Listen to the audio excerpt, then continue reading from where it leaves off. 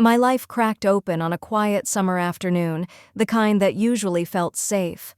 I had just stepped into the backyard with gardening gloves still on when I saw my husband, Daniel, wrapped around our neighbor, Lily, the same girl I once treated like family.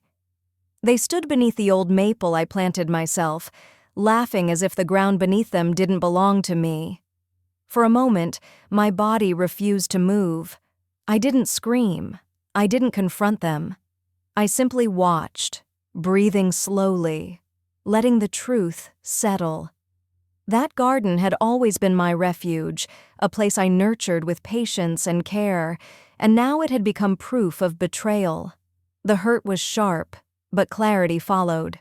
I understood then that reacting would cost me control and change everything forever. I stepped back into the house without a sound, my heart pounding so loudly I feared it might give me away. The urge to confront them burned in my chest, but I forced myself to stay calm. I knew that shouting, crying, or demanding answers would only give them the satisfaction of control. Instead, I sat at the kitchen table, hands wrapped around a glass of water, letting the shock cool into something sharper. The pain didn't disappear, it transformed. In that silence, my thoughts became clear. I began to replay every detail, every lie, every strange moment I had ignored. This was no longer just betrayal, it was a warning. I understood that if I wanted the truth to matter, I had to move carefully. Silence became my shield, patience my weapon, and observation my first deliberate step forward. I thought about everything I had given up for that marriage.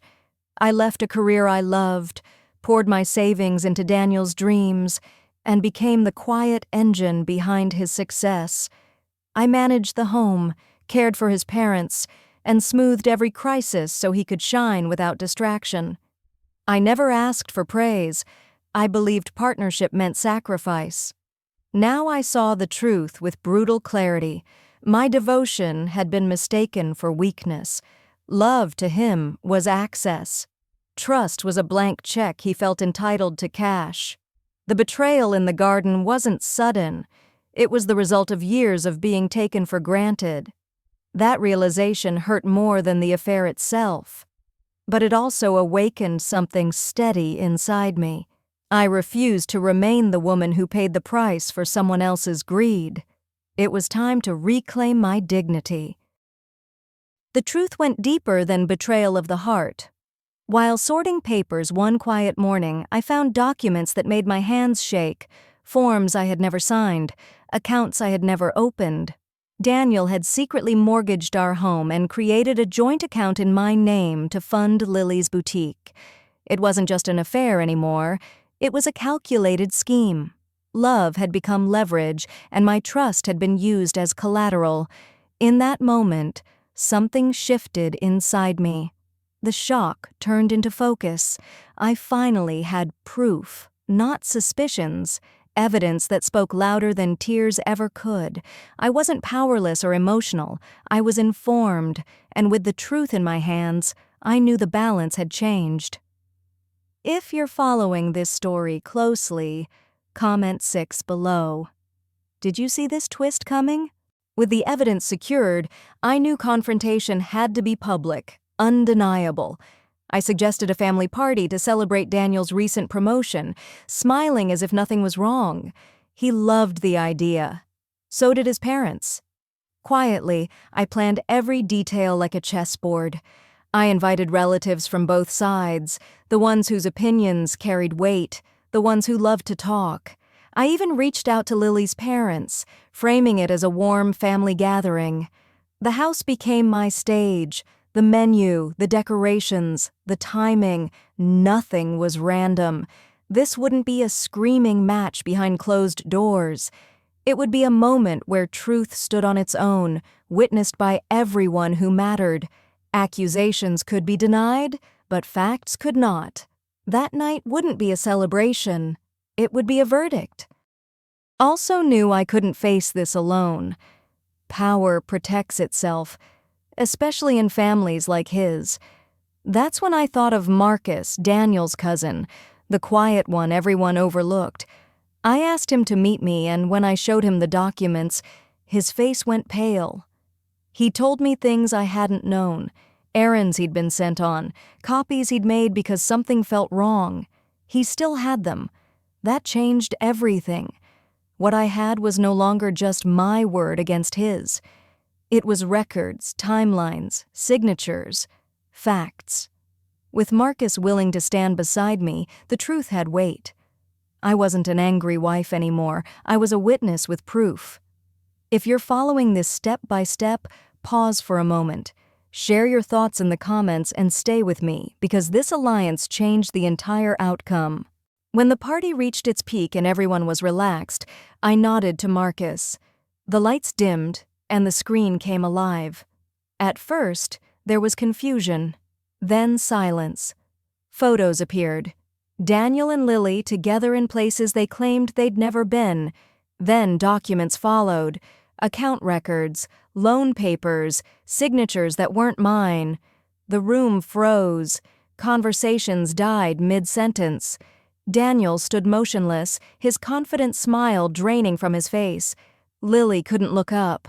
One by one, the excuses collapsed. No one spoke for them, no one defended them. The family that once dismissed me now stared in disbelief, forced to confront the truth in front of them. Shame spread faster than anger. What they had hidden so carefully was now exposed, undeniable and irreversible. In that moment, I didn't feel triumph. I felt certainty. Their secret was no longer mine to carry. I didn't raise my voice or lift a hand. I didn't need to. The consequences arrived quietly, but relentlessly. Within days, Daniel's reputation unraveled. Questions at work turned into investigations, and promotions vanished overnight.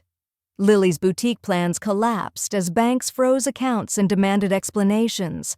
Friends stopped calling. Family support turned into cold distance. Under that pressure, their romance didn't survive.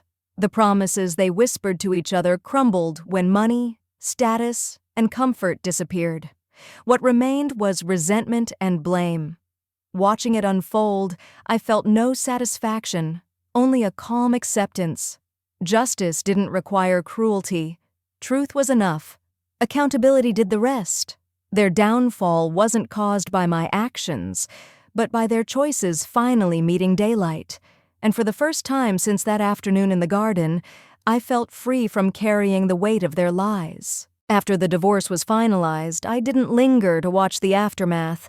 I packed what mattered and left the house that had slowly drained me. Starting over was frightening, but it was also clean.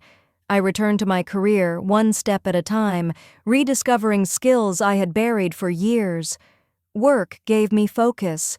Independence gave me breath. I built a small, quiet life where mornings were peaceful and evenings belonged only to me. There was no bitterness in it, no hunger to see them suffer. My healing came from control, choosing where to live, how to spend my time, and who deserved my trust. Each decision restored a piece of myself I had lost. Resentment faded as confidence grew. I wasn't defined by what I survived anymore, but by what I was building with my own hands. When Daniel later asked to meet, hoping for forgiveness or familiarity, I understood how far I had come. I listened, calmly, without anger, and then I chose distance. Not out of hatred, but out of respect for myself. Closure doesn't always come from reconciliation. Sometimes it comes from walking away without looking back. What I learned is simple but powerful. Love should never require erasing yourself. Sacrifice without respect is not virtue, it is loss. Revenge may reveal the truth, but it does not heal the heart. Freedom does. Real victory is standing on your own, clear-minded and whole, no longer defined by betrayal or pain. If this story resonated with you, take it as a reminder. Choose dignity over silence, independence over fear, and always move forward. Your peace is worth protecting.